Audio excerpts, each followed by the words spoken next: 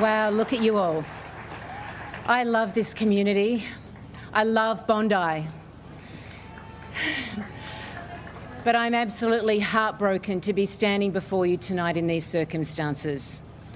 I'm standing before you, of course, as the leader of the New South Wales opposition and as the state member for Vaucluse. But I'm more than that. I'm a regular person.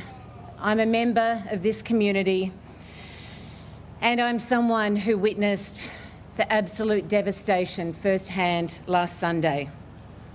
I stand before you as someone who saw the devastation, who arrived here last week while the shots were still being fired, who witnessed the chaos and the distress, and who saw the injured and who held the hands of those who needed their hands held, who saw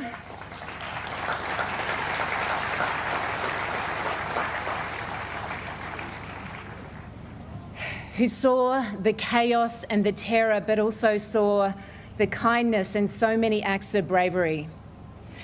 I had a speech prepared tonight which spoke none of this detail because my experience felt absolutely insignificant compared to that of so many others who are sitting here tonight.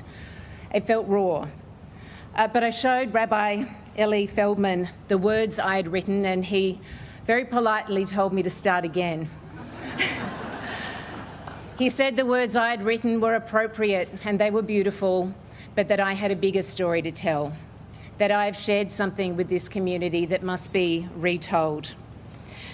Rabbi said to me that bearing witness and recounting that story might be hard and it might be confronting for people sitting here, but it is important, and he is right. Because through the ages, people had denied the pogroms, the massacre of Jews. Indeed, within hours of the attacks on Sunday, there was already that sick denialism, propaganda on social media. Claims that Arsen Ostrovsky, the man that you would have seen in the media with blood down his face, who is sitting here in front of me tonight, and Arsen, you're looking so much better than last time I saw you. They claimed it was part of some sort of theatre, that it was made up. And then they got fact checkers to prove that it was real. The digital hallmarks, the AI that didn't quite align. So yeah, his story was real. But let me tell you, my proof, because I stood there amongst the destruction and the chaos, and I saw Arsen, and he was standing there alone, in shock, looking like a statue, a bloody statue out of a movie. It was real. It was very real. And I went up to Arsen and I took his arm and I led him to brave beachgoers who'd come up from the surf to help and provide assistance. His story is one of many that I witnessed that day. Earlier that evening, I'd been celebrating the first day of Hanukkah just up the road in Dover Heights, and people were laughing and they were dancing, and it was such a joyous occasion. And I was on a stage just like this, about to address the crowd, about to talk about the hope I had after a horror start to the year, a year that had started with our community facing consistent fire bombings almost day after day, and vandalism, helicopters flying over our houses at night while we slept to keep our Jewish neighbours safe. A year where the Jewish community had been doxxed, they'd been abused, they'd been unable to attend university, they had been abandoned by old friends and colleagues in the most heartbreaking way, and people were in fear, and they were accused of overreacting, and no one, very few at least, paid attention when community leaders said, they warned that history tells us that hate speech makes violence possible.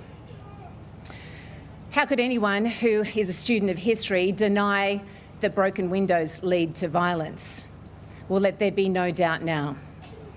Anti-Semitism has now led to the spilling of blood on our nation's most iconic beach, a place that has, for all of us, been a symbol of freedom, of hope, and of the Australian spirit, of our inclusion, of our beautiful diversity.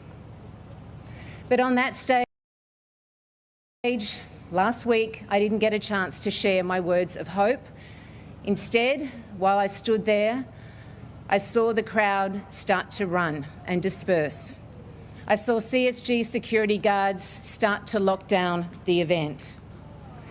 And I jumped in a Hatzola ambulance with medic Rabbi Mendy Litzman.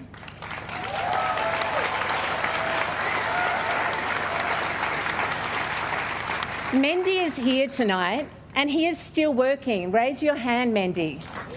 What a hero.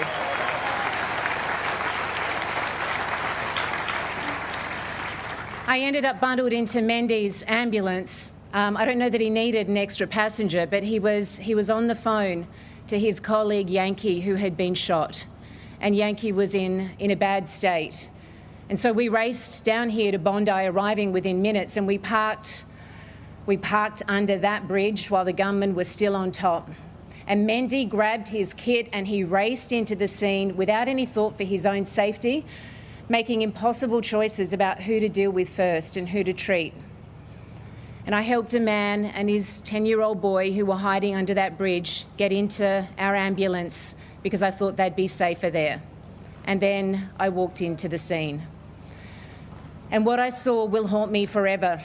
But I saw police running into the scene fast and unhesitating with guns drawn, headed into danger. And I heard, thank you to our police. And the final pop, pop, pop of gunfire. And I tried my best to help. A surf lifesaver told me, grab bandages. I said, what do I do? And he said, plug the holes.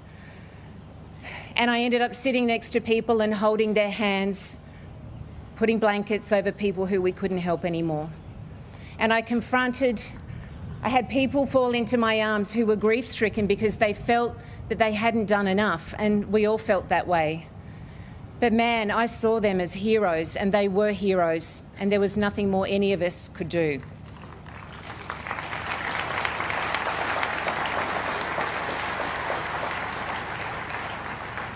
So what do we do now?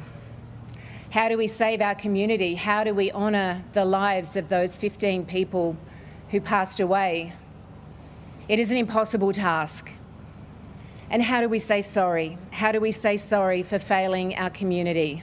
How do we comprehend what has happened to our country? Tomorrow in New South Wales Parliament, I will read the names of those who've lost their lives in a condolence motion in Parliament with the Premier, and thank you, Premier, for your compassion this week. We will honour the first responders, the surf lifesavers, the regular citizens who came to help, including the brave Ahmed El Ahmed, who I visited in hospital, Superman, to the rabbis who are strong and brave and who have carried such a burden for the community this week.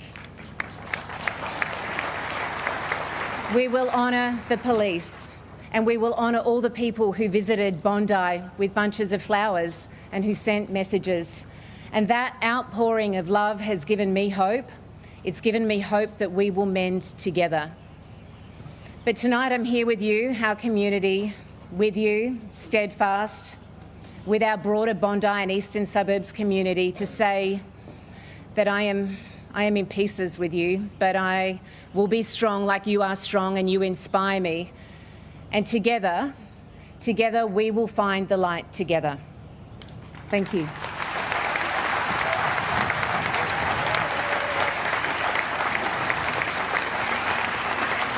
Please welcome Daniel Aguillon, the President of the